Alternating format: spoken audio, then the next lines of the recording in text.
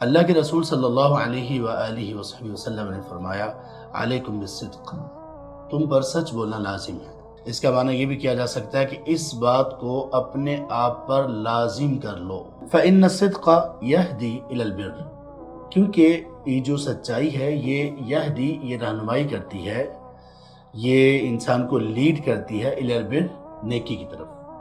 البر کا معنی ہے نیکی، ہر خوبی کا نام البر ہے، تمام خوبیوں کو اگر اکٹھا کیا جائے تو اس کو البر کہتے ہیں۔ جو نیکی ہے وہ انسان کی رہنمائی کرتی ہے جنت کی طرف، یعنی انسان کو جنت کی طرف لے جاتی ہے، اور ہمیشہ آدمی سچ بولتا ہے اور سچ کو تلاش کرتا ہے، یہاں تک کہ جب وہ اسی حالت میں رہتا ہے تو اللہ کے ہاں بہت سچا لکھ دیا جاتا ہے۔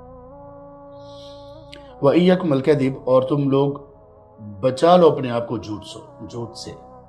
ایاکم، بچا لو اپنے آپ کو، جھوٹ سے بچا لو۔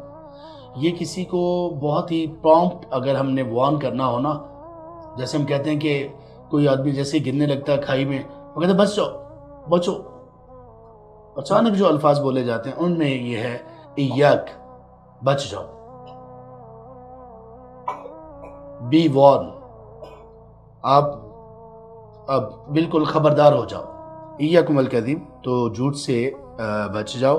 فإن الکذب یہدی الی الفجور، کیونکہ جھوٹ وہ رہنمائی کرتا ہے فجور کی طرف۔ فجور کا مطلب انسان کا گنہگار ہونا۔